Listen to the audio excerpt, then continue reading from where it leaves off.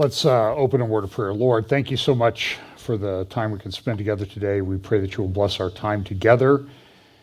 Pray that you will try to help all of us to have better understanding of the things that are going on in the world, particularly in light of what your word says about how the world will be as we approach the return of the Lord. Bless us today. In Jesus' name, amen.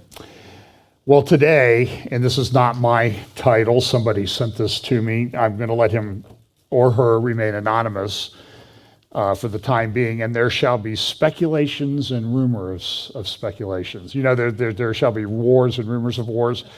Well, it certainly seems like we're living in a time that there are speculations and rumors of speculations, particularly in the fog of war that we're in. I'll explain a little bit more about it in a moment. Just a reminder, some of the channels that we're on. We talk each week about the convergence of events and how quickly things seem to be happening, and how for a long time now we've been talking about a very disrupted world. Now, just a reminder, I say this every week. This is just the framework that I use. It's not gospel or anything like that. It's just how I sort of look at things. I think as we get closer to the return of the Lord, and actually, I talk a little bit about this next week when I do the sermon first hour, talking about the triumphant entry of Jesus into Jerusalem, because that set off a period of time that fulfilled about 60% of the prophecies in that last week, from his triumphal entry until his resurrection and then ascension. About 60% of the prophecies in the Old Testament, many of which had been around for couple thousand years in some cases, those prophecies, 60% of them were fulfilled in that last week. Now I believe that Jewish eschatology sets forth a pattern. And that pattern, you can look at what happened previously. So for example, I've done a talk on Ezekiel 23 and Ezekiel 8 and 9, talking about how the fact that what was going on in Judah at the time of the Babylonian captivity, just as the Babylonians were coming in to take Jerusalem and Judah captive, will be a picture, a pattern for how things will be in the church as we get closer. And if you read Ezekiel 8, you'll see that there was just this horrific apostasy. Ezekiel 23 talks about that too. It talks about the northern kingdom represented by one sister, who the Bible says was a whore. She was a prostitute, and she prostituted herself. She represented the northern kingdom of Israel. The southern kingdom was represented by her other sister, her younger sister, who was also a whore, a prostitute, and how they played the harlot with the nations around them, and God eventually judged them.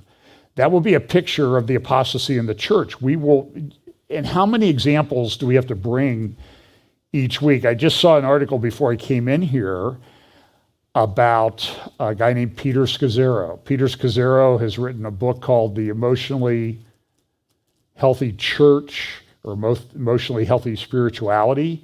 Marcia Montenegro references him in a column at her Christian Answers for the New Age Facebook page, and I think it's on her blog as well.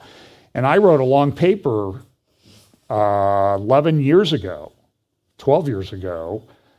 about my concerns with Peter's, in part because the spiritual formation program at a seminary, and how people like Peter Scazzero were being brought in, which at that time he was just teaching a sort of a sanitized version of the Enneagram, which is rank New Age, pagan spirituality. And now we have these people running around promoting it. It's at Christian colleges and universities. It's in churches. And a couple of weeks ago, I made reference to Andy Stanley. I stand by what I said. I got some emails. Well, if you just played 30 more seconds, everything would have been okay. No, 30 more seconds of Andy Stanley won't clear up the damage that he's done over the years. And he's a big promoter of the Enneagram. He even did a conference a number of years ago. And now what's the name of that conference? Do you remember, Pam? Catalyst, thank you. The Catalyst conference that he holds. And there he gave a coupon for a 3-pack of Enneagrams for the church staff that you could do when you went home. That would have been back about 2015, I believe. He had Philemena Hurwitz came, who led them in a centering prayer, which is Roman Catholic mysticism. And she'll get on. I've played clip after clip of her where she will talk about, I have this, Richard Keating. I've learned so much from Father Keating. He's a Roman Catholic mystic. And they also cite Richard Rohr and Thomas Merton and all these other people. And this stuff is infused in the church. And so Andy Stanley is one of the big promoters of that. I was messaging back and forth with someone. She says, I showed that to my pastor. And he said, well, I went to that conference. I don't remember anything about that. Well, look in your experience package. It's right there. I've downloaded it. I know what's there. I don't make these things up. Now, you can question my interpretation. That's fine. But there is an acceleration of things. So like this apostasy that's growing in the church, it will really accelerate as we get closer. And there'll be a convergence. All of these different lines of prophecy, the alignment of the nations, that the things are going on to set up the beast system, wars and rumors of wars, the logistics, the beast system, architecture will be formed before, I think, the structure of it, the base structure of it will be before the beast comes on the scene. But then also as we get closer, we're going to have a better understanding, as it says in Daniel's chapter 12 and 11, that, listen, those who are going back and forth through the book, they will understand. Now, the earlier passage in Daniel, I don't have a slide of it, it says that men will run to and fro and knowledge will be increased. Now, I think that operates on a number of levels. I think sort of the simple way that verse can be interpreted, and I have no problem with people who interpret this way, is that knowledge will increase in the end times.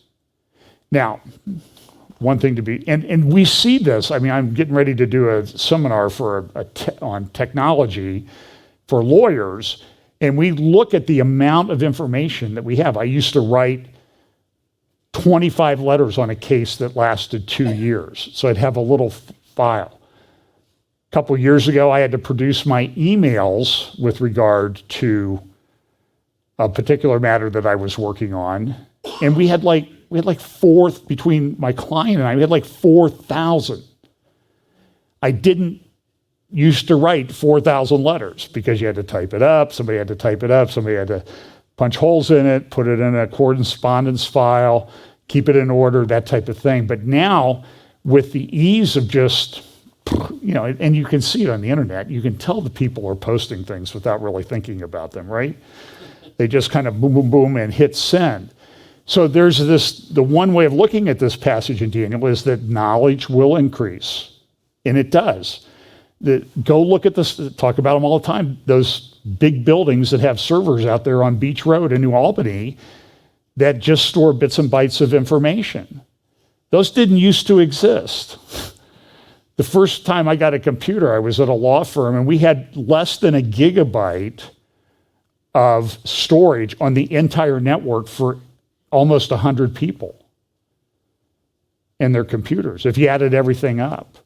Now that's like your phone is like, 64 to 500 to 1,000 times more than that just on what you put in your pocket, let alone what's on your computer. Also important to remember, though, it says knowledge shall increase. It doesn't say that wisdom will increase. And that's pretty true. In fact, I have one example of that right off the bat. This strange world. This is pictures of two people who were in the news this week, both males. On the left, Assistant Secretary of Health and Human Services, named by USA Today as Woman of the Year.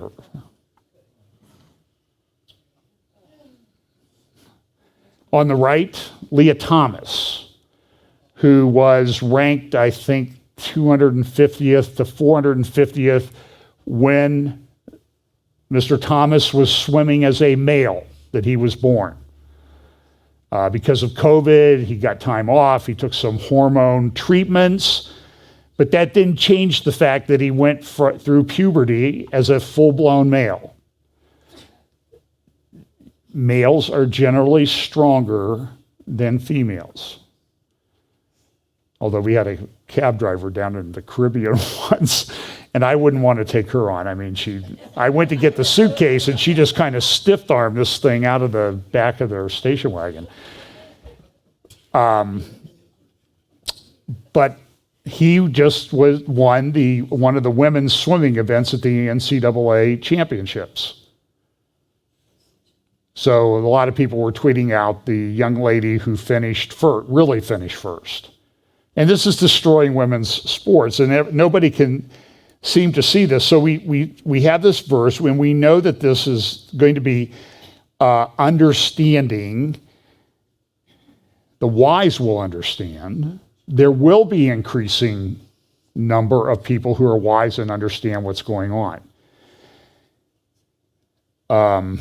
And it also says in chapter 11, passage leading up to that people shall instruct many. And I've talked about, so in this framework that I use, we talk a lot about the 4 horsemen that are riding. And there's people speculating now, are the seals open? I personally, I don't think so, but I think the horsemen are mounting up. And we don't know exactly how this unfolds. So my own view is that I probably should have flipped that up the other way, because I think that the first horseman comes, then the second, the third, the fourth, and that they're all kind of active in the world at the same time. And so there's everything that's talked about with regard to that seal will increase. And eventually, it gets to a point where they're all converging, and that's a very turbulent world. It's already a turbulent world. Things change quickly. So I'm gonna talk a little bit about some of the speculation that I see going on. I don't know if it would be a blessing or a curse to let you see my email on a week, or my messages on a weekly basis. And I don't mind people writing to me. I don't. And I appreciate it. I get there's a few things today, like the title that was given to me by somebody else, and I thought that's pretty good. But one thing that I've noticed is that it's hard to have a conversation, particularly about something like the war in Ukraine and some of the details that are going on there. I've seen people in Facebook groups that I belong to, somebody says it was okay for Putin to go into Ukraine. Another person will post, Putin is a war criminal. I hope God deals with him. And then somebody will respond, you're against Putin. He's a great Christian man. I hope you will be judged and go to hell for what you've just said about Vladimir Putin. And so the whole conversation blows apart. And we can't have a reasoned conversation about this. Listen, I don't think there's really anything specific with the Ukrainian war that's related to Bible prophecy, except that it has completely changed the world in the space of about 3 weeks, the whole world order. And now, where is that going? We'll talk about some of these speculations today. But here's some things. This is a street scene in Hong Kong. And immediately, as soon as you post this thing, what happens? Oh, that's fake. It's just not real. It's just not happening. It is. Hong Kong's having a tremendous surge in Charlie vector cases. China has pursued a zero Charlie vector policy. Charlie vector is the sickness that you get from a certain virus, and we try to avoid the sensors, which will be tripped over by this. But Hong Kong is really having a tough time. Look at this chart of cases of Charlie vector.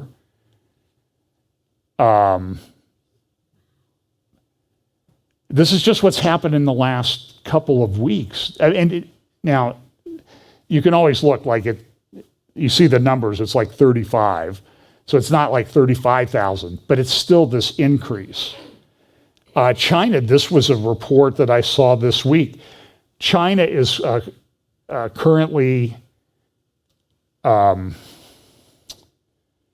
building hospitals. The word I saw, I think it's true, in one large city, they're building in about 7 to 10 days, they will build a 6,000 bed hospital. Now, I'm sure the quality is not that high, but they anticipate that they need a hospital where they're going to care for a lot of people very quickly. They did this early on. In the hospital, it was built terribly. So, let's see, there's a couple other.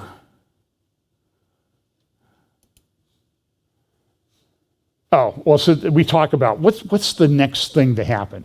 Remember the narrative changed? All we talked about was Charlie Vector for a while, then all of a sudden it was like, well, the war in Ukraine started to get on everybody's thing, and then it changed overnight.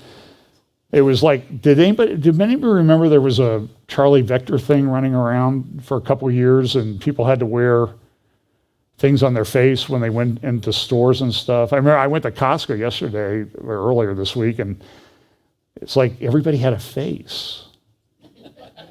And listen, there's a study out from, I think it's Brown University, that says what has happened to children in schools, and they're still forcing kids in New York City to wear these things. Their IQs are down over 20 points. That's like moving somebody from high intelligence to medium intelligence. That's the average. Kids are having trouble communicating. And were the tech companies behind it? Well, go home and you can get on your phone and see people with our apps and everything. I don't know. I'm speculating, right? But there's a lot of things. And so now the narrative is changing. And, the war is the reason for everything going wrong. Even though prices were spiking, there were supply chain shortages, now it's all Vladimir Putin's fault. And the war is certainly going to contribute and exacerbate whatever problems we had. But the other narrative and this is from the Times of London, work from home to halt crippling oil shortage. So the IEA, the International Energy Agency, has come out, and governments around the world are pushing this now, a 10-point plan to cut oil use, reduce speed limits on highways by at least 10 kilometers per hour. It sounds like we're back in the days of Jimmy Carter. 55 mile per hour speed limit. You remember that thing? Make public transport cheaper. Incentivize micro mobility, walking and cycling. That's great unless you live 5 miles from a store. But our Secretary of Transportation, he says it would be great. And by the way, if you have trouble with gas prices, just go buy a Tesla. Stephen Colbert, I have a Tesla, $150,000 Tesla. That works for everybody, right? That's the common man's car.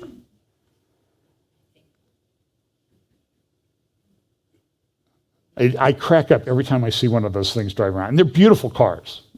I kid you not. I mean, I'd love to have one. But I can see my wife back there. No. Like when we rode out west last year, we went out on a trip. I mean, we couldn't have taken that trip with a car like that. We've had to double or triple the number of days we were on the road because you got to charge the thing. I saw a picture of a Tesla service vehicle, and there on the back, just above the wheel, was this circular door. For what? Gasoline, right. But, so that, I don't know if that's a solution. Work from home up to 3 days a week where possible. So now we're back to the Charlie Vector days. Has anything really changed? The narrative and the reason has changed. We're going to keep you at home. We're going to keep you locked up. Because climate change. I mean, we are in what, the fourth or fifth 12-year cycle where the world's going to end because of climate change? They call us apocalyptic. Urge car sharing and practices that decrease fuel use. Alternate private car use in large cities. So anyway, they have all the answers. Here's another article. Russian oil shortfall threatens the biggest supply crisis in decades. Ukraine and Russia, which are at war now, who knows what the impact of the war is going to be. Probably won't have too much impact on planting going on in Russia because nobody's attacking Russia right now. But they account for about 40% of the world wheat supply. Certain countries, and I don't know if I have time to get it, but I'll give you a preview, get to it. Arab countries, they don't grow their wheat. You may not have noticed, they live in a desert. And so countries like the United States, Ukraine, Russia supply a lot of the wheat in the world. Even China doesn't. They grow a lot of their stuff, but there's stuff they can't grow. And they don't have enough land to grow stuff for all the people that live there. So this is going to cause a supply chain issue. Supply goes down, demand, even if it stays level, what happens to the price? It goes up. Has anybody noticed a difference in the prices of stuff at the store? So we ran out of romaine lettuce this week.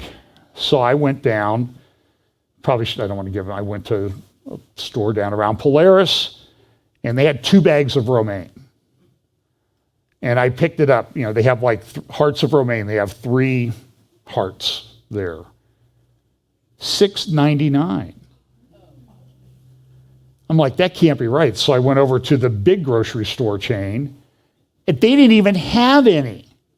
They had a bag of romaine leaves that couldn't have weighed 3 ounces, and it was $3.99.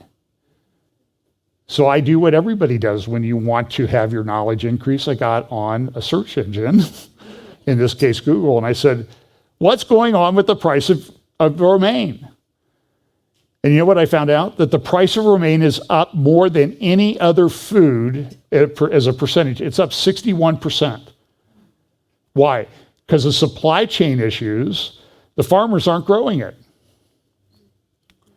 So I have a place where I bought a lot of it yesterday for $5. And if you want to know where that is, you can go to Costco yourself.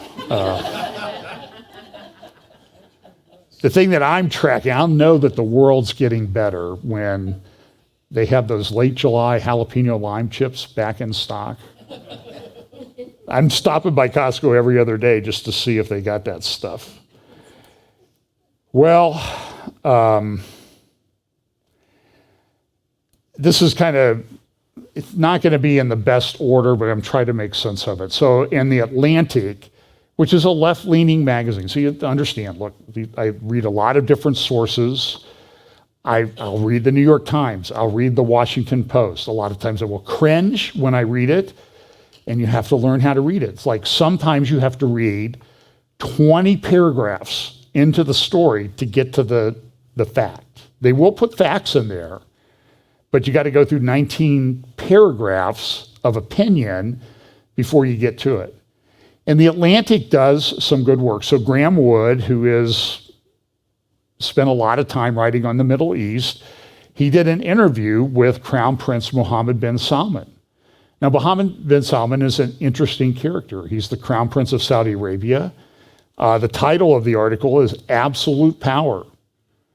And here in the intro it says, ask about the murder of Jamal Khashoggi. Mohammed bin Salman said, if that's the way we did things, Khashoggi would not even be among the top 1,000 people on the list.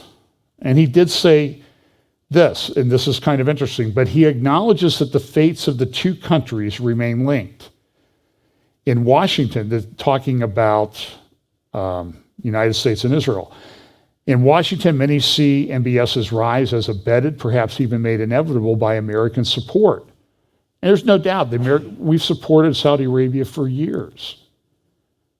And there's been a mutual thing to it. They sell their oil in dollars.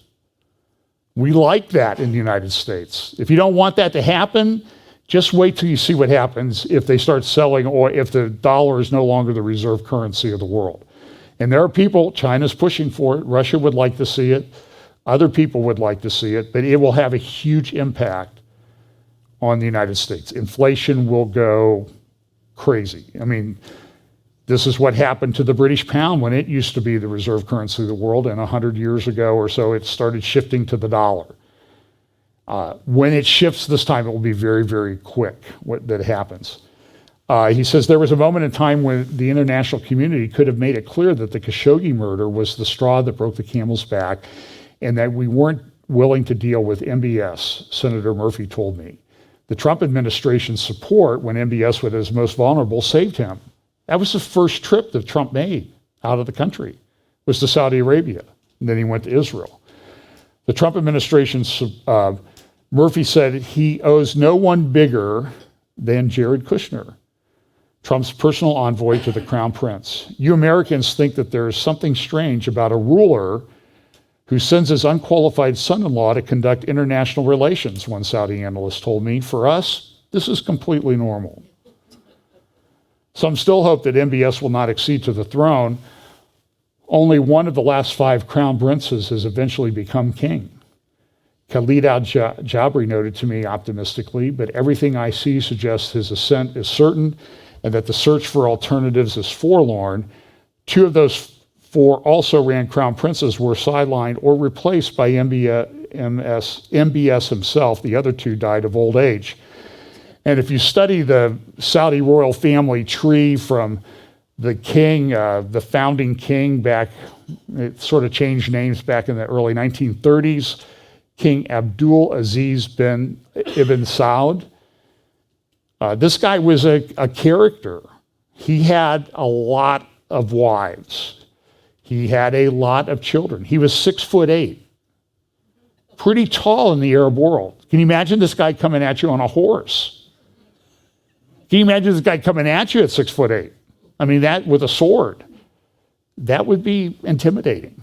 I mean, I'm a tall guy, but I'm going to tell you what, you get a 6'8" guy, it gets a little uncomfortable, you know? And then you look, I mean, compared to, I saw a picture of Abdullah II of Jordan, who's sort of related, if you go back far enough to the Saud family, but he's like 5'3" or 4, I think.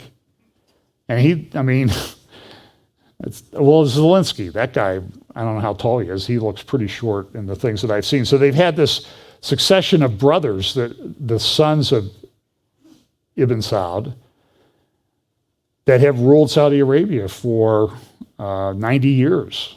Well, for the 70 years since he died. And the first one in the next generation of grandsons will be Mohammed bin Salman. And there have been a couple of other crown princes. And like some other royal families, there's a little bit of sibling rivalry. And it happens in most families with 2 kids. Imagine if you had, 65 or 70 brothers, let alone sisters. Sibling rivalry, and also everybody had a lot of money. It can get a little bit dicey. So Mohammed bin Salman is rising and looks to be the next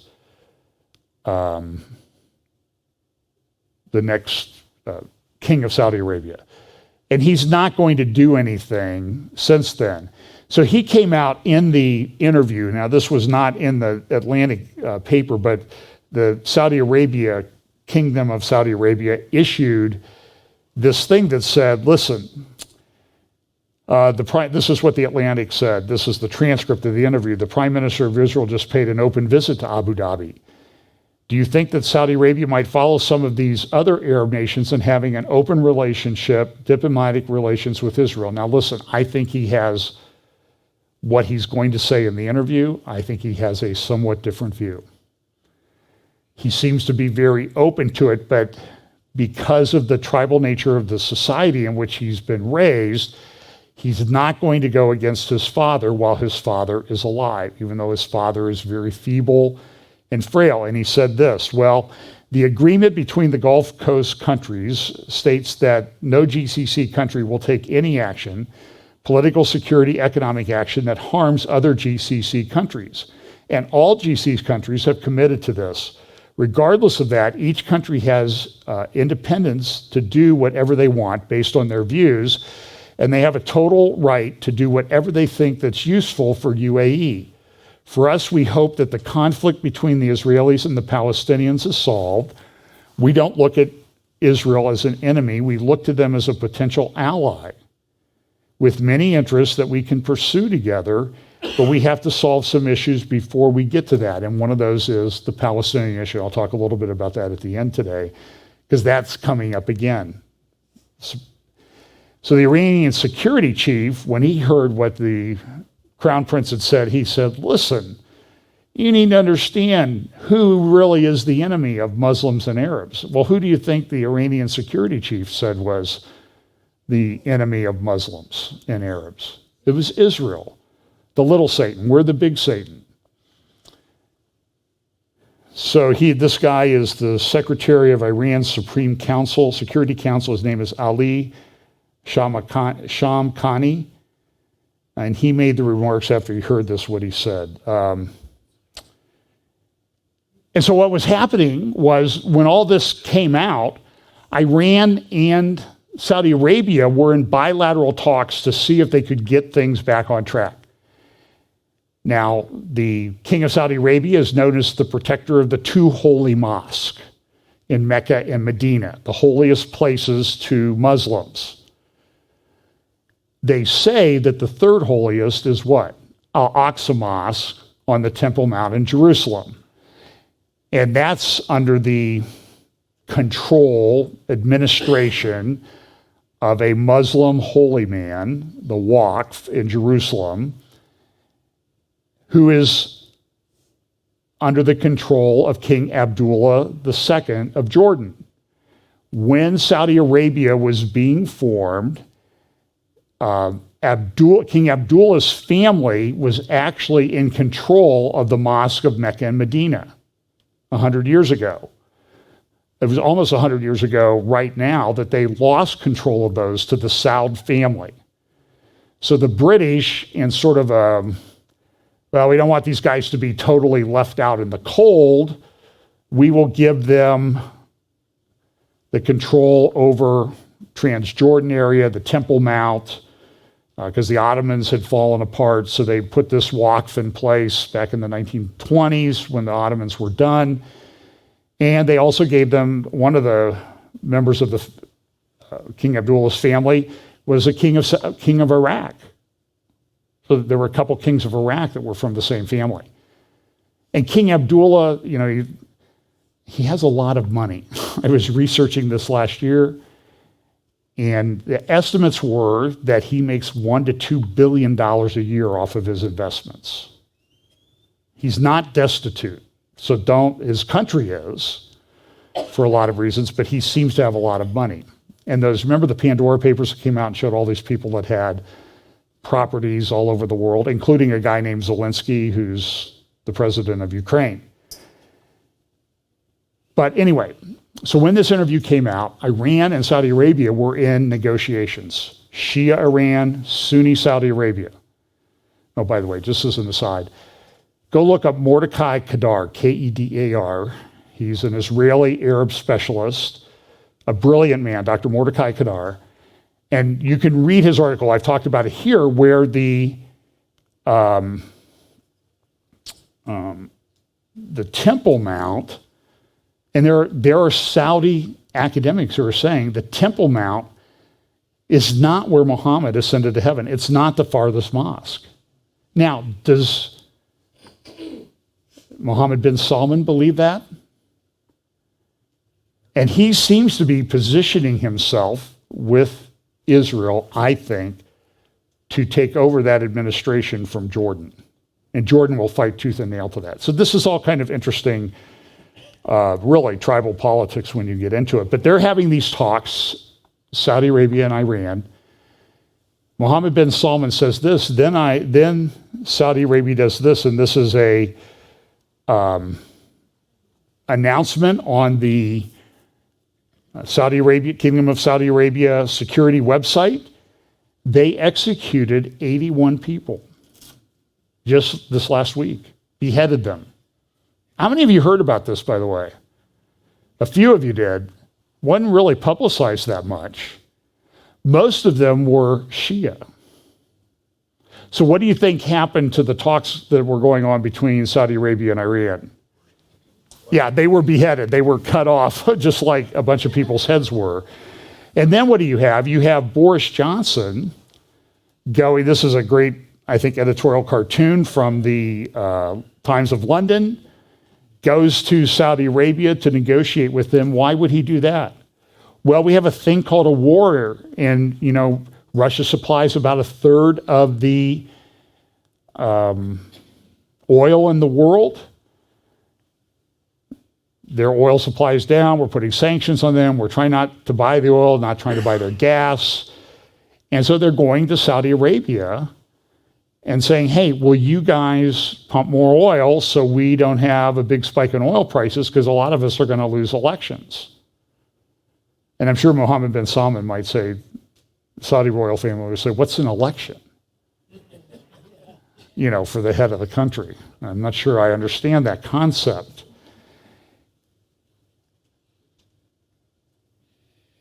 We also hear that the United Arab Emirates, which has a lot of oil, and Saudi Arabia have not taken the phone calls from the President of the United States, even though we've propped them up for a long time.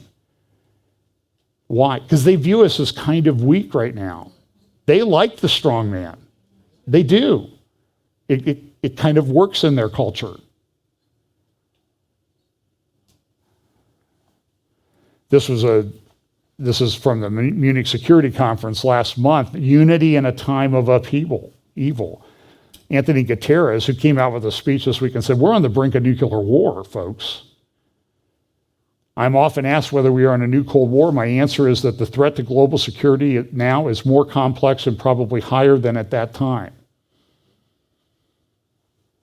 So these just some great graphics. This is a picture of somebody, I don't remember what newspaper I got that of, maybe the Financial Times. Here's another one. This is sort of a picture of what's going on in Ukraine. People huddled in the subway. There's a lot of talk about how did Ukraine come in being? It's a very complicated story. And if you try to talk about it, you'll get yelled at by people. Oh, you don't understand history. You need to listen to this guy, or you need to listen to this person, and Putin is right. No, Putin is wrong. Ukraine is right. It's just Ukraine is wrong. And it's just all of a sudden you're in the midst of a big fight. Have any of you noticed that recently? And people getting unfriended. And this is among Christians, and this is concerning to me because it's complicated.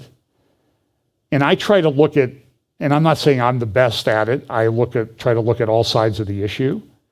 And so I said, I thought that Putin kind of had a little bit of a beef about the way NATO was expanding towards his border.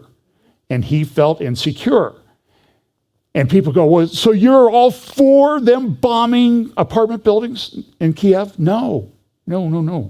Let's be nuanced. We can say Vladimir Putin has a point. Vladimir Putin bad.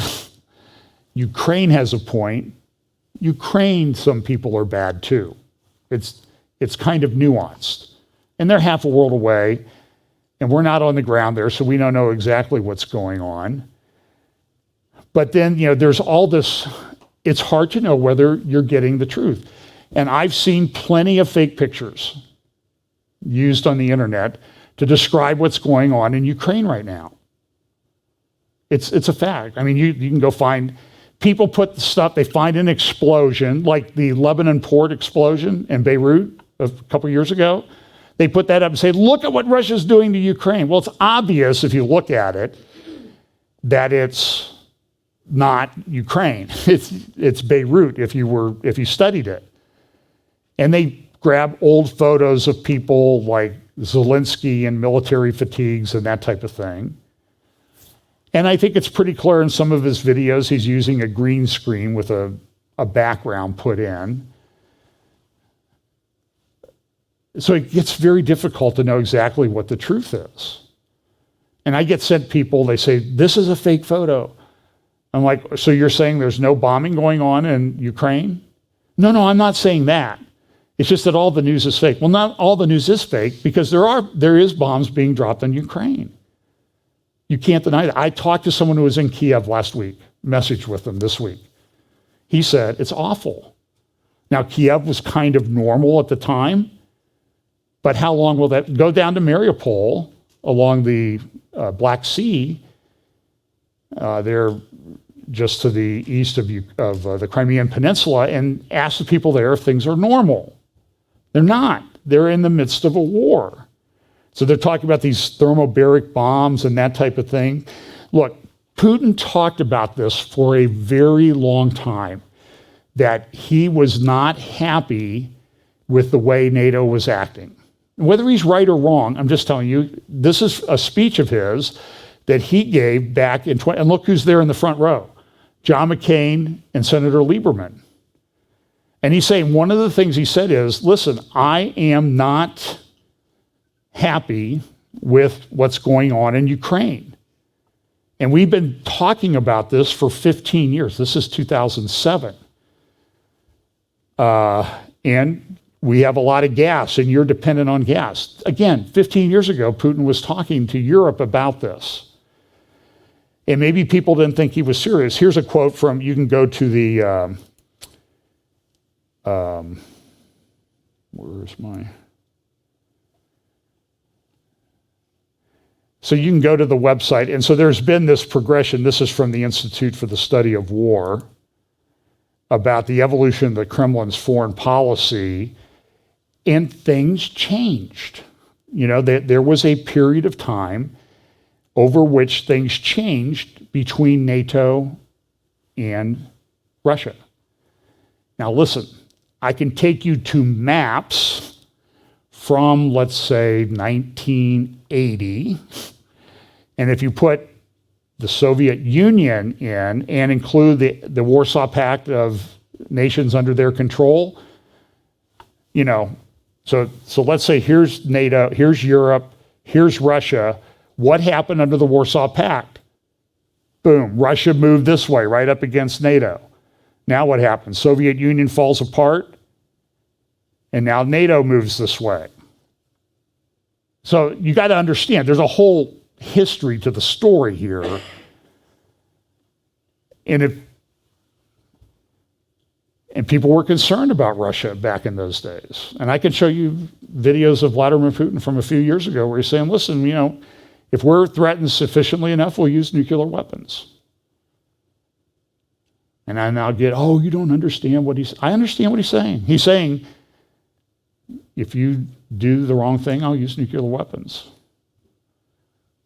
And you guys will all go to hell because we're Christians and we'll go to paradise. That's what he said at Valdai in 2017. I played you the clip a couple weeks ago. But, you know, in geopolitics, half a world away, everybody's got a beef about everything. And so he gave this speech at the Munich Security Conference. And so he's...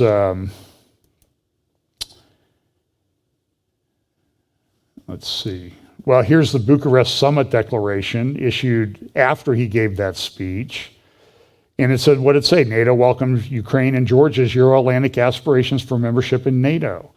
Now, I don't think either one of them are going to get NATO because there's one country can veto the whole thing. But they were people pushing for it, knowing that it would punch his buttons. He did a essay last year, July of last year, early July, 6,600 words. And he just said on the historical unity of Russians and Ukrainians. He has an opinion on it. Hard to believe, isn't it? And so and this is a guy writing in the Wall Street Journal, the two blunders that caused the Ukraine war. And here's an old map that shows like early Russia, and it's based a lot in Ukraine because the capital of this first sort of Russian empire was in Kiev, and the Russian Orthodox Church and Christianity came to Russia through there, and that plays into it, and there's this whole spirituality thing. And so now we have a war. And so the orangish area what would you call that, orange salmon color, whatever color you call that, is the areas that Russia seems to have control of as of the other day. Putin, the world has changed. There is a new world order. So now what's happened is our president and State Department people go to talk to President Xi of China, who's come out in support of Russia. And there is this, it's not very nice. So while Biden is talking to Xi and saying, listen, we're going to put sanctions on you if you do this, what is Xi's country doing at the same time? They're sending a warship through the Taiwan Straits. That's a message. You need to pay attention. And then Putin had this big rally the other day in a soccer stadium. And look at some of the things that he said. We, the multinational people of the Russian Federation, united by the common destiny on our own land.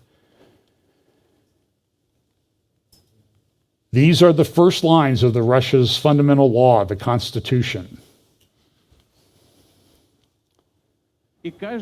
And each of these words is filled with a deep sense, has a tremendous meaning. On our own land, united by the common destiny. For sure, this is what they thought and have been led by when they did this. In the referendum in Crimea and Sevastopol on March 8th, 2014, this is the 8th-year anniversary of that. They lived on and live now on their own land and wanted to live the common destiny with their historic native country, with Russia. They have every right to do so, and they have achieved their goal. Let us first of all congratulate them on the occasion of this holiday. It is their holiday. Congratulations.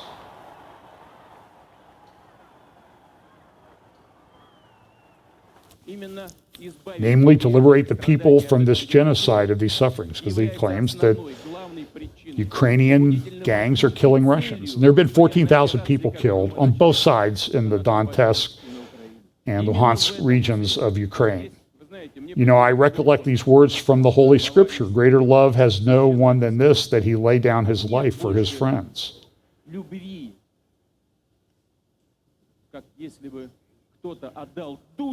sure what translation he's using. Apparently it's longer than Russian.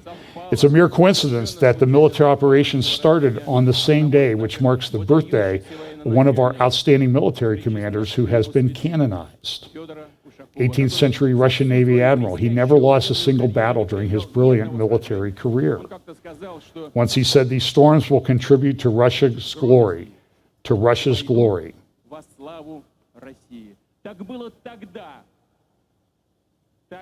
So it was then, as is now, and will be forever. So you see there's this big nationalism, spiritualism thing behind what's going on. Now, it's interesting, they had a guy there who sang. They called him the Kremlin crooner, Oleg Gazmanov. And he went on yesterday and he was singing here, Ukraine and Crimea, Belarus and Moldova, that is my country. And that's being shared around the internet. That's what he said. Is it true? I don't know. Is that the next step? There are things going on. For example, here's a tweet of a theater where people were hiding underneath the theater in Mariupol, and it was destroyed by the Russians. Listen, this is the best I can tell what's going on. I'm not on the ground there. This appears to have happened. Here's the president, Lukashenko, I think is his name, or Lukashenko, of Belarus. And he's giving a talk, an update, not a prophecy update, but an update, geopolitical update, to his cabinet. And he has a map there, and the map, it's pretty accurate in describing how Russia was going to attack. Now, Belarus is a Russian puppet government, if you will, and how they were going to attack. But then it looks like they're going into Moldova, because there's a Russian enclave there, right along the border. And there's some concern that Russia's going to try to take that over and invade Moldova. And are they going to go into Poland and Romania?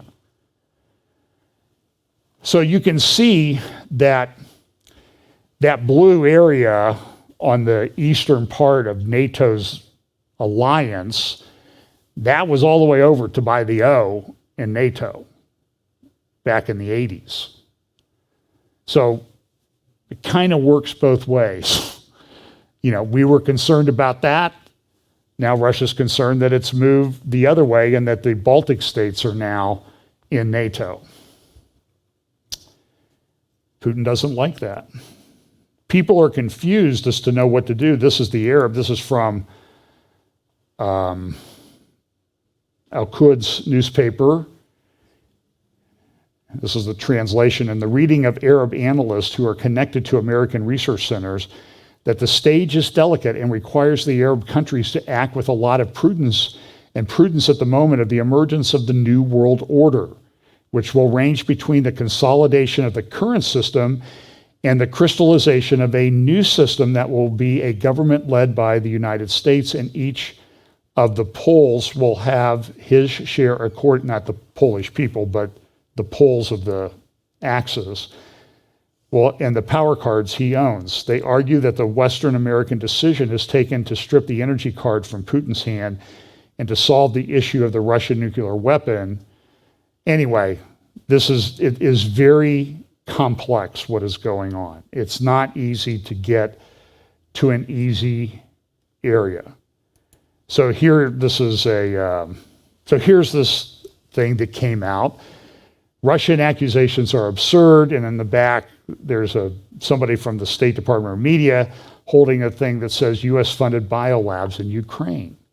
So look, I'm going to be fair about this. I'm going to play Laura Logan, who I have a lot of respect for, and I'll talk about the biolabs, but it may not be what you want. I just want you to understand it. And if you want to unsubscribe and never listen to me again, that's fine. But I've thought about this. I've done a lot of research on it. Anyway, so here's Laura Logan on whatever.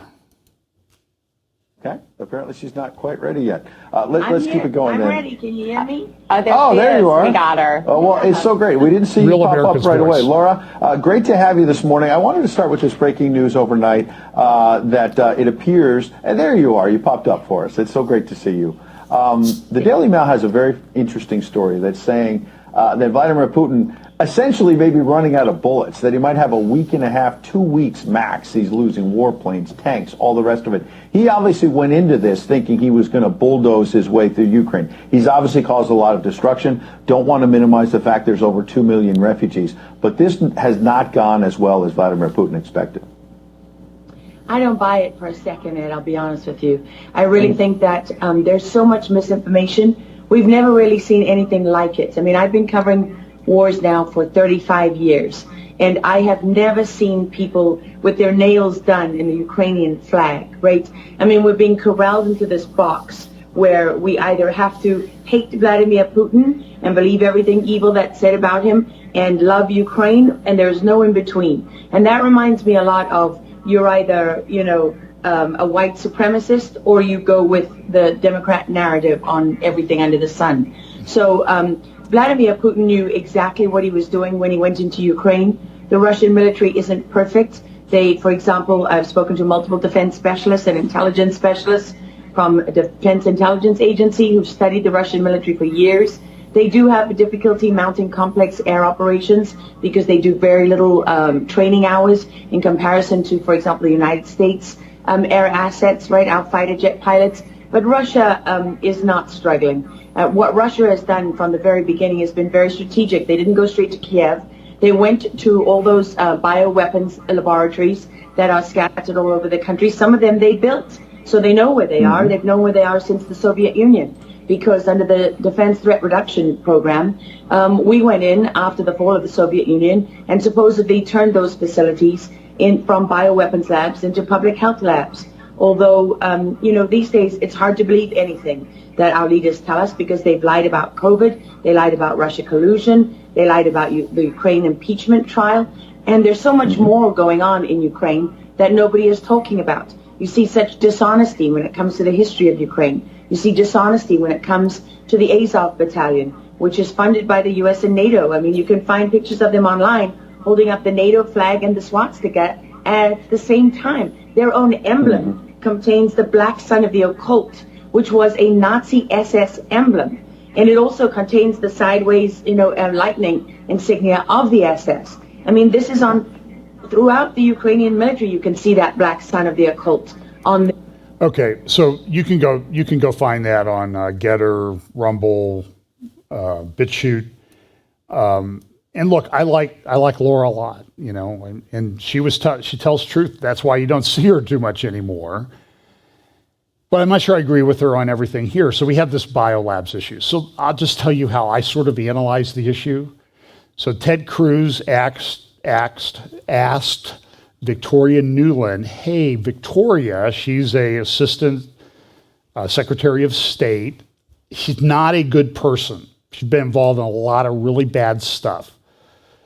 Hey, what about these biolabs? Now, when that happened, was it this week, I think, that they first came up? I read all of Vladimir Putin's speeches. I read his 6,600-page article. He wasn't talking about biolabs in Ukraine as a justification for going in there. And it appears that it came up from someone, and they said, hey, they're biolabs. That's really why Russia's going in there. So is that why they bombed the theater in Mariupol, where I hear today, this is, of course, you get it from Ukrainians, so you got to filter it. Is it true or not? 130 people got out there, maybe 1,300 people trapped in the rubble underneath that. And were all the apartment buildings, and there have been hundreds of apartment buildings bombed. Are those all biolabs? Now, there are a lot of biolabs in the United States. They serve a purpose. There are different levels of biolabs. So some of them that were taken over from the Soviet Union, when it collapsed 30 years ago, were weapons labs. And some of those materials, you can't flush them down the toilet. That would distribute them into the population. So the United States did do a program, and I'm not saying the United States is perfect in all this, and we may be doing some black ops. I don't know. You don't know. You're not on the ground there. But take a map of the biolabs that we know about and overlay it with where all the bombings are falling, and I'm going to say that they don't match up. Because when it started circulating that there are biolabs there, this is the reason Russia went in. It's not the reason Russia went in. Vladimir Putin's been telling us for 15 years why he's going in. And it never was biolabs. But there could be really bad biolabs. We have biolabs all over the United States. How many biolabs did they have down at Ohio State? And some of them serve a function. There was a big article in the New York Times last Sunday. There's a virus or a bacteria that's killing off large numbers of bison, buffalo out in South Dakota. And they get really bad cough, lung problems. Now, I was near a bison last summer, and when they breathe, you can hear it, let alone when they're coughing and hacking. So imagine you, like the worst cold you ever had, and you weigh 2,000 pounds. It's a problem. Well, they take that, they isolate what the entity is, the virus or bacteria that's causing that, and they will store it in a biolab so that they can run tests to compare it to what the bison have. They isolate and run their tests.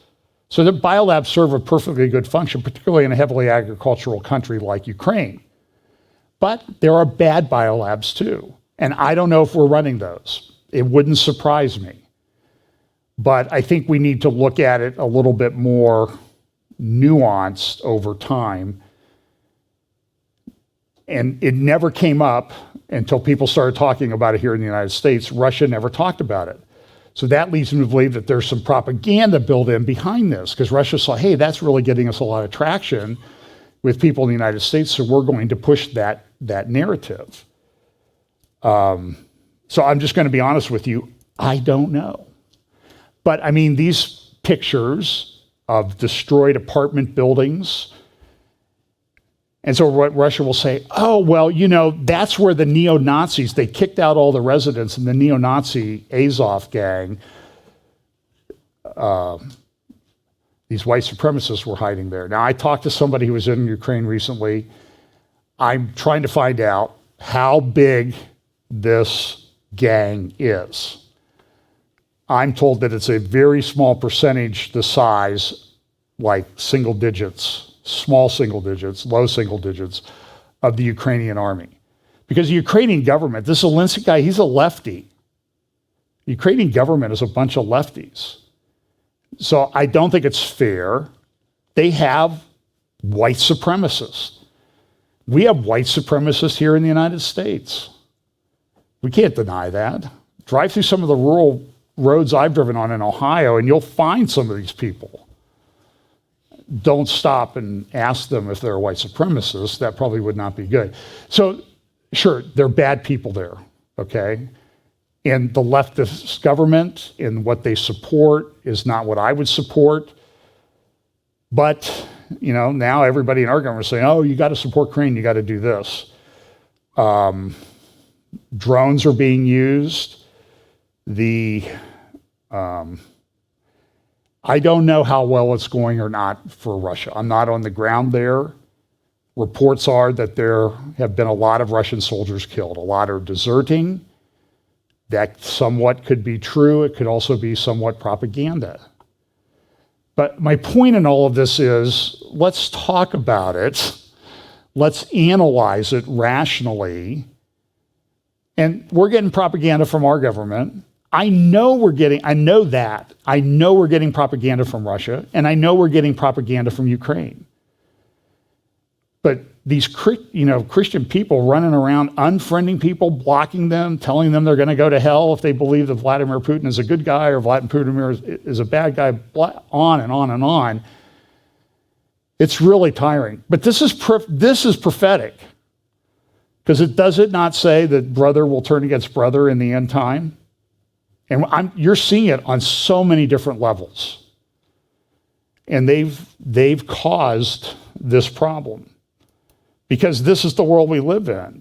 Panic buying in Europe and the Middle East. COVID lockdowns and fear of sanctions dent China stocks. People are wondering, how is this all going to play out? We have this ESG stuff that's being used. Environment, social, and governance.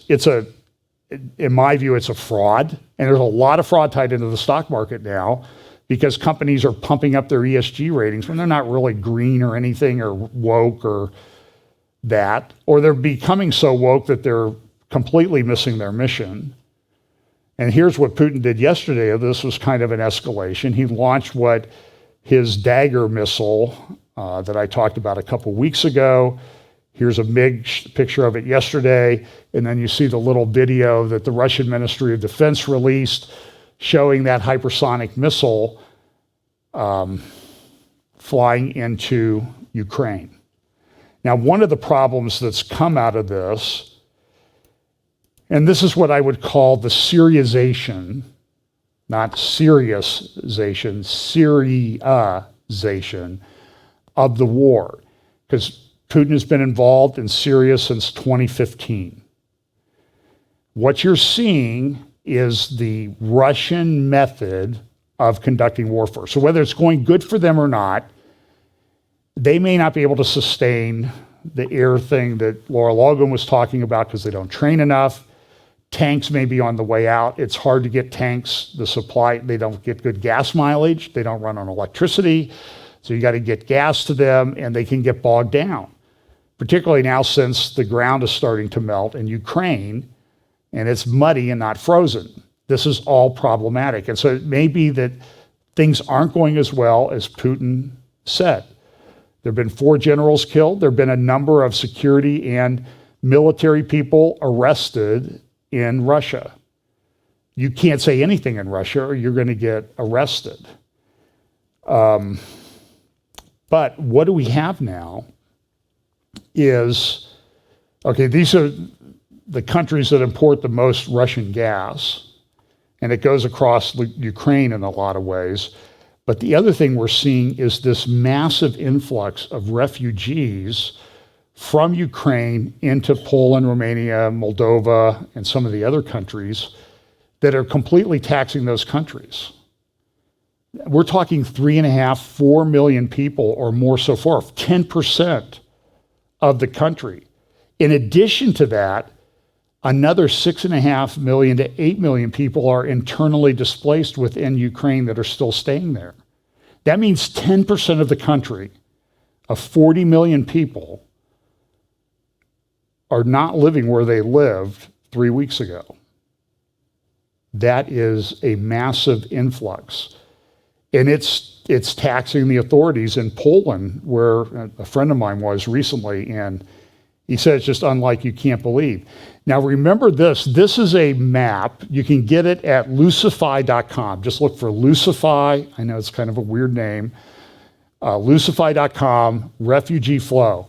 And so back in 2014 and 15, this is a graph, and you can see the Mediterranean down here. You see Syria, you see Afghanistan, you see Pakistan, and you see the refugee flow mainly out of the Middle East because of the Syrian civil war flowing into Europe. And Germany got 1 million refugees during that time.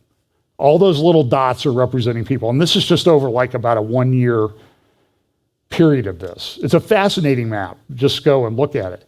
Understand, though, that what's happened with regard to the Ukraine war thus far is probably twice. Remember all the videos and we talked about it for weeks and months, what was going on in 2015 and the impact it was having on Europe, particularly because they came from a different culture. And now it's upsetting the demographics because white European culture is not reproducing. White Russian culture is not reproducing. Japanese culture is not reproducing. Chinese culture is not reproducing. There is a people group that is reproducing. And they have a different worldview, and it's changing the world. And you understand, this is part of what I think is this acceleration convergence thing about the end times. This is a big part of it.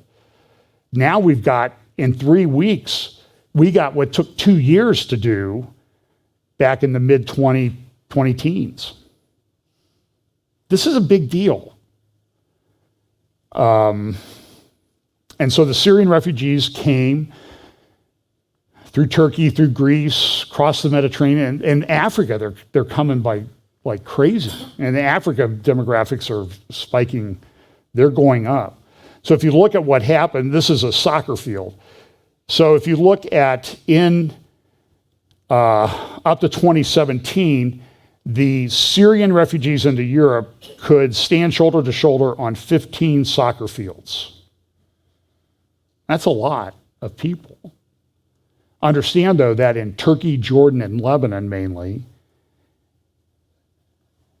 it would take 79 soccer fields for all the refugees to stand on. Over 5 times as many. I don't think we understand how this world has changed. And what happened was the world changed. The Syriization. Look what happened in Syria. Assad was having problems. With Russian support, he went in and reduced cities like Aleppo, which were heavily Sunni, and a problem for Assad, as the General McKenzie said from NATO, I think it was McKenzie, who was head of NATO, said, listen, it's clear what they did. They bombed these places so that people would get on the road and become somebody else's problem. And what do you see happening now in Ukraine? The same thing. The people are being bombed and they're leaving. And the economic impact is not to be minimized. The D-Day invasion with the allies of Britain, Canada, and the United States mainly, onto the beaches of Normandy in 1944, June 6, 1944, involved 150,000 people. It is estimated that this month on the U.S. border, there will be migrants totaling 175 or 180,000 this month. There are also reports coming out of the Biden administration that it could be 400,000 100,000 people in a migration wave. Folks, the people are changing the world. Whether it's Putin, our government, other governments, we live at a time where things are being changed. And so now here is this speculation. What's going to happen? How is this going to play out? We try to go to China. They don't seem to be helpful here. But this is kind of an interesting article written by a Chinese academic, possible outcomes of the Russia-Ukrainian war and China's choice. I would highly recommend that you go read it. It's been downloaded millions of times. So go to the US-China Perception Monitor, or go to Google or DuckDuckGo, whatever you want, possible outcomes of the Russia-Ukrainian war and China's choice. And essentially it says China should not align with Russia in this. This is a Chinese university academic writing this. Now, immediately you think, like, how's he getting away with this? Is he allowed to do this? And the answer is, right now, he's getting away with it. What does that mean? It could mean that it could be a propaganda piece that China's put out to kind of feel the waters for how this is going to kind of react in Chinese society and that type of thing. And they're having social media wars over this in China right now, this article. It even made the front page of the New York Times yesterday or today, evading Beijing's Chinese censorship to rally Chinese against the war, criticism in a country supportive of Russia. And everybody's like, what is going on? And the answer is, this is just one of the another factors that we got to figure in this very complicated world where the whole world order is changing. In less than a month, it's happened. And so here we are. Supply chains, gas prices, food prices up. And it's interesting, even the New York Times, this is their Sunday review section this morning, America has a free speech problem. This is the New York Times saying this. Oh, wait a minute. I thought they were part of it. This is how this combobulated the whole world is right now. The New York Times complaining about free speech. Well, maybe they have an agenda. Look at what they did this week. There was a certain laptop that was identified by the New York Post as coming from the son of a very prominent politician in the United States. And what did everybody say? Fake news, fake, that's fake. Here's what the New York Times article says. I will read you the page. This is the 20th or 24th paragraph in the article. Got to read a lot of garbage till you get to the meat.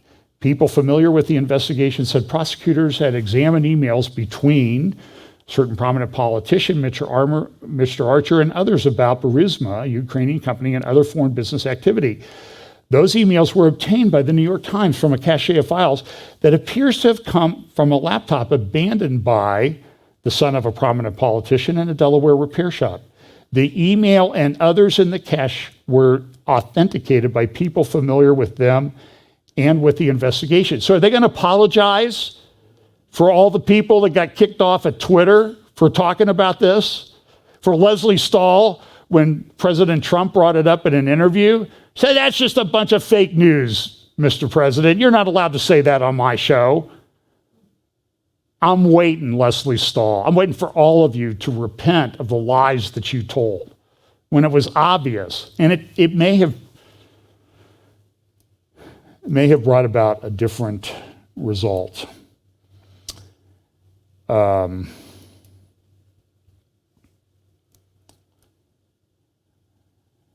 an article from the Tablet. So this whole thing is so crazy because we're doing everything to sanction Russia, right? But who is the Biden administration running to for help in the Iranian negotiations over the nuclear deal? Russia. And this is an article in Tablet. Accommodating Iran will be no more successful than accommodating Russia. This report out of Israel that last year they accepted 2 Iranian drones that were flying in. And remember that this is, here, I think this has got audio. What has accelerated in the last year is the influence of China and Russia, which each in their own way are attempting to subvert the rules-based international order and to gain strategic influence in the Middle East. China's activity in the region takes the form of economic investment, arms sales, and other overtures. Russia has made an 18th century power play in Syria, propping up the murderous Assad regime. The Middle East remains key terrain, and I believe China and Russia will continue to expand their efforts to improve their position in the region and diminish U.S. standing wherever possible. The CENTCOM area of responsibility is the most cyber-contested theater in the world. It is also the proving ground for the proliferation and employment of unmanned weaponized systems, many emanating from Iran. And so he also said, this was testimony he gave to Congress last year, but during this hearing before Congress, he's the head of CENTCOM. He's retiring soon. For the first time since the Korean War, we, the United States, are operating without complete air superiority because of these drones. That's why I talk about them all the time. This is changing warfare. It's making it asymmetrical. And Ukraine's doing pretty well with drones and Javelin infantry-fired missiles, taking out all these tanks. And so war is changing. Now Russia puts in their hypersonic missile. Iran is said to have 3,000 ballistic missiles itself that can reach Iran. This shows their progression as to what they're going to do. They shouldn't be doing this, but they, despite sanctions and everything, they're moving forward with their missile program and their nuclear program. Melanie Phillips has a great article. I think the headline says it all. Iran is brazenly playing the West for suckers. By caving into the nuclear demands of the Islamic Republic, Biden has surrendered to fanatics. And they're talking about giving them like $100 billion. What do you think they're going to do with that money when these sanctions are lifted? And now Russia's throwing things in. Well, if your sanctions are going to hurt us, then we won't go to them with that part of the deal. And the talks have broken down. And who knows if they're going to get any kind of a deal. Just real quickly, I mentioned this last week. Herzog, the president of Israel, it's a ceremonial type position, but he went to Turkey. Now, I don't know if Israel was planning on doing this or not. Erdogan sort of forced the meeting, and what he would do is he would say, hey, Israel's coming to meet with me. And then Israel's like, if they don't go, then they lose face. And in that culture, that's kind of bad. So they went and they met with him. And Iran hit some, they said, Israeli sites or American sites in Erbil in the Kurdish regions of Iraq last week. A lot of people were upset about that. There's a lot of talk, is China going to continue to support Russia and all this mess?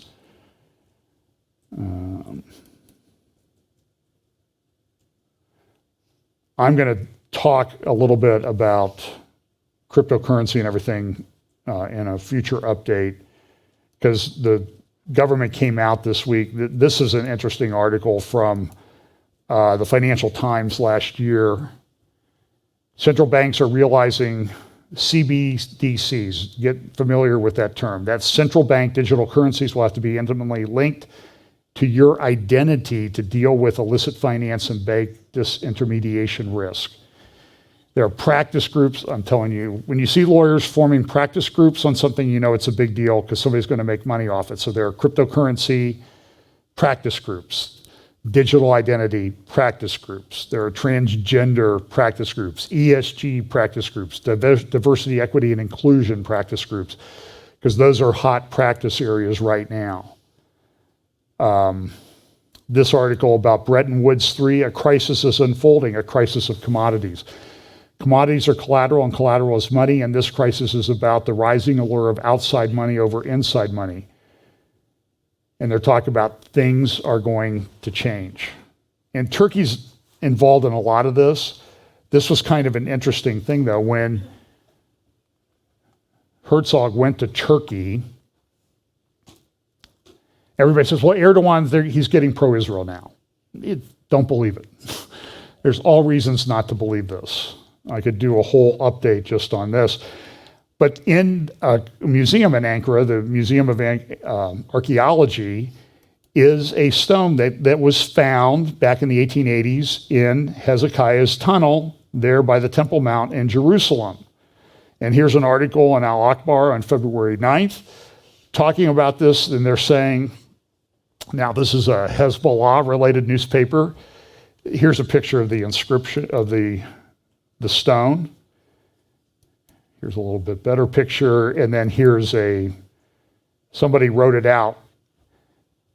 And most archaeologists say, well, that's Hebrew. It's an early version of Hebrew, and it talks about things in the Middle East. So this article in Al Akbar says, oh, no, that's Canaanite language. There were no Jews there back in that day.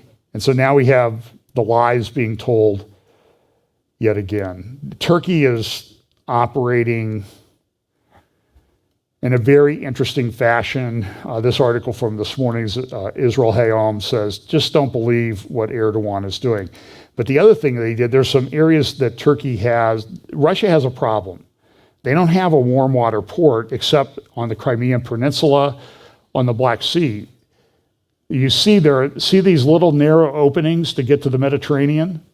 So the one is the Crimean Peninsula, the Kerch Strait, I think it's called. That's the Sea of Azov above that.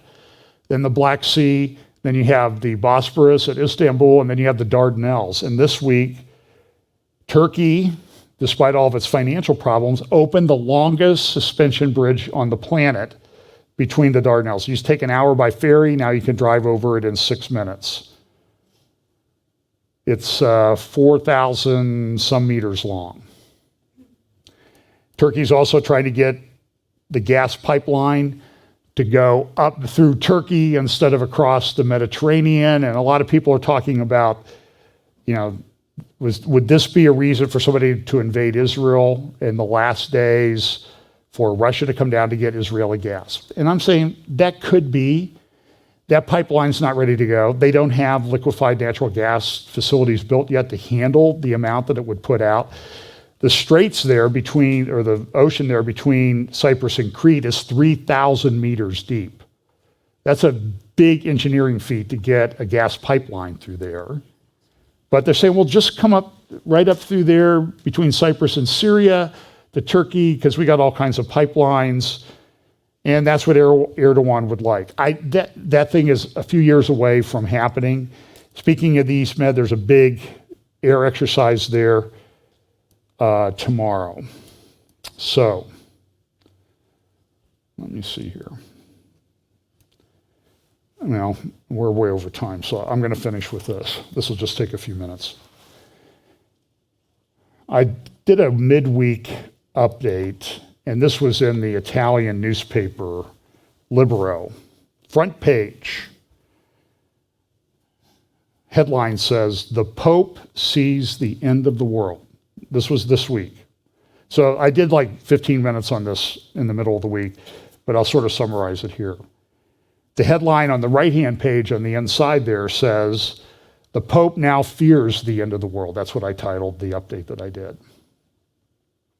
Ukrainian Catholic bishops had called for the consecration of Russia as requested by Fatima. And the Pope, in response to that, issued this tweet this week, Tuesday, on Friday, 25 March, during the celebration of penance in St. Peter's Basilica, "I will consecrate Russia in Ukraine to the Immaculate Heart of Mary." Now, March 25th date is important in Catholic tradition. It's the date of creation of Adam and Eve.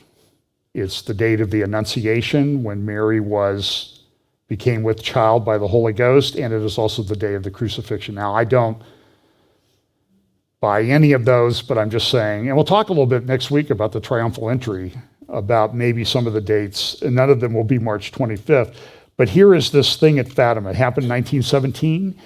In 2017, on the 100th anniversary, Pope Francis went to the 100th anniversary celebration of the vision that these three shepherd children had had of the Virgin Mary. I think, my view, thing was demonic. They got prophecies from the Virgin Mary that the world and Russia some controversy as to what the third one was. Some people say it was if Russia was consecrated to the heart of Mary, the world would have peace. Now, but filter this through an end times thing where people are going to be talking about peace. Okay? And now you have the Pope going there. And here is this crowd gathered, a huge, it's like the size of St. Peter's Vatican Square there in Rome. Tens of thousands of people. And you'll see that they parade this statue around.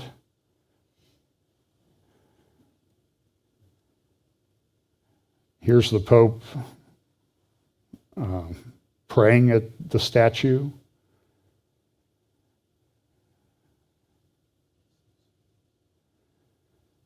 By the way, I don't support any of this. As I said, I think this whole thing is false. But I'm just saying is that at this time, when there is this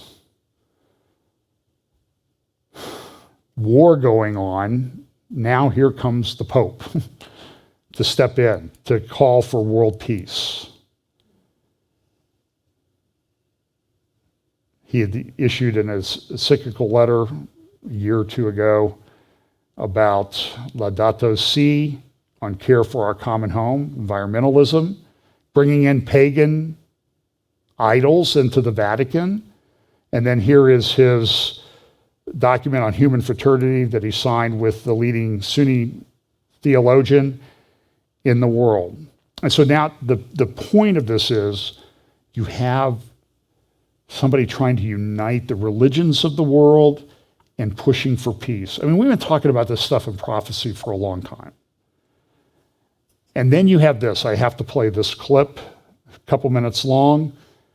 This is Vladimir, is that his first name? Zelensky, speaking to the US Congress.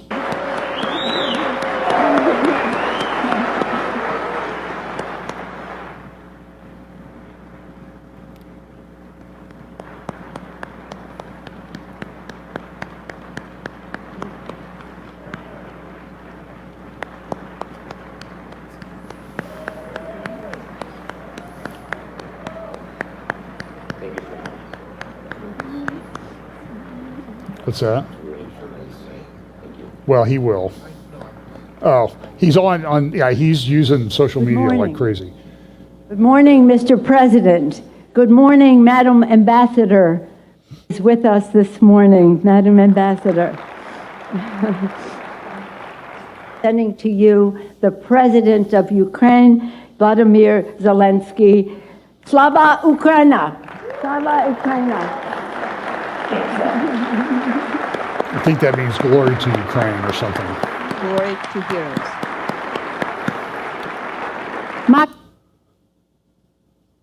And in the end, to sum it up, today it's not enough to be the leader of the nation. Today it takes to be the leader of the world. Being the leader of the world means to be the leader of peace. Peace in your country doesn't depend anymore only on you and your people. It depends on those next to you, on those who are strong. Strong doesn't mean big.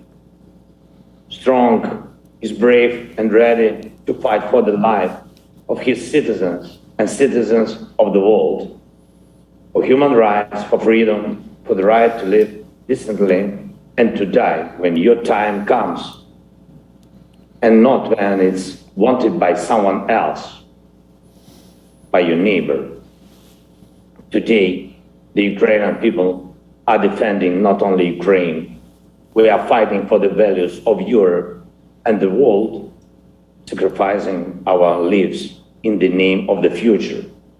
That's why today the American people are helping not just Ukraine, but Europe and the world to keep the planet alive, to keep justice in history.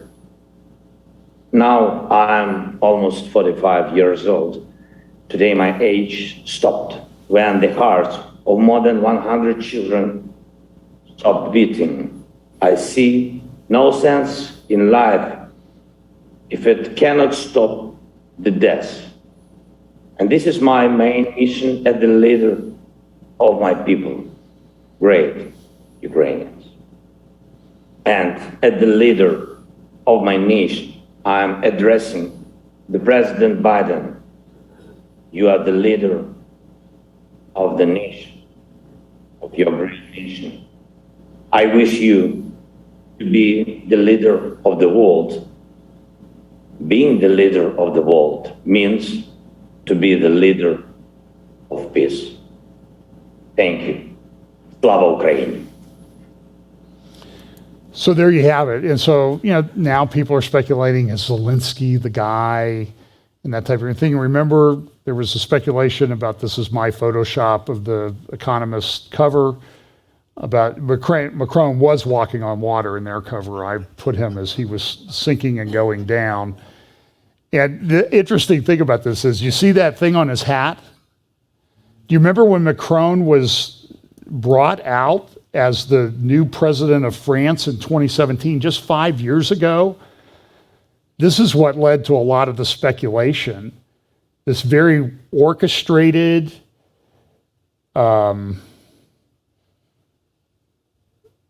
ceremony that was done in front of that pyramid there at the Louvre in Paris, singing the European national anthem, or the European anthem, hard to call it, multinational anthem, I guess. And you remember this is his, when he's giving his victory speech, just look at the imagery here. And I'm just saying, as people speculate about who is the Antichrist, and I don't know, there you can just barely see the eye and the pyramid right above his head. Very, very strange time. You see that? It's just bizarre. So now, look, everybody's speculating, and look, you can speculate and everything, but remember, we're all speculating, and there will be rumors of speculation. You're going to see a lot of this. The important thing is that the body of Christ should not be dividing over these issues. That's what I think. At any time, a guy who I don't even think he's a futurist in terms of Bible eschatology, said, hey, if you're not going to help Ukraine, the people in Ukraine who are suffering, I don't want to hear your opinion about who's at fault and who's not and what should be done. There's something we can do to help those people that are suffering. A lot of Russians are leaving Russia at the same time. I mean, this is a massive move of people that has not been seen since World War II, at least. This is changing the world. The governments of the world are changing. And I'm going to set this, I will do a midweek update this week if I can get the time together. And it's not over 70. If it's over 70, then I have other plans. Which I did this week, but a lot of things going on in the Middle East with regard to Israel and what our State Department is doing that are not helpful. And Israel is it's a very difficult situation for Israel to navigate. What's Iran doing? What's going to happen? This article on the tablet, you might want to read, I'll reference it in my midweek thing. Biden blames the Jews for his Ukraine policy. I read the article, it's very accurate. The president and his people try to seal a new Iran deal by hanging their appeasement of Putin on Israel. This is very troubling, very troubling. And I don't think it bodes well for the United States to be doing this. So I'll talk about that in the midweek. There is a lot of stuff going on.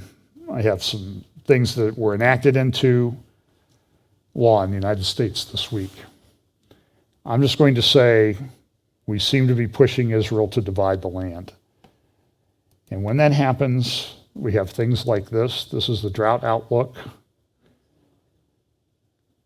Continue or worsen, the brown area. A lot of food grown out there. We were out in Colorado and Nebraska and Kansas last year, and I'm telling you, the crops did not look good. Now we have 40% of the world's wheat, and it's questionable whether it's going to be grown this year. This is going to be a difficult time, but God is faithful. But we need to be wise as serpent, harmless as doves, and act like the people of God. So let's pray. Lord, thanks for your day. Lord, I just pray that you will give us the strength to stand firm in our faith in an evil time, and to give us opportunities to share the gospel with those around us. And that we should not be overtaken by a spirit of fear, but understand that we have the power of the Holy Spirit in us to act appropriately and to tell the truth to people, to share the gospel, and pray you'll give us those opportunities. Bless us this week. In Jesus' name, amen.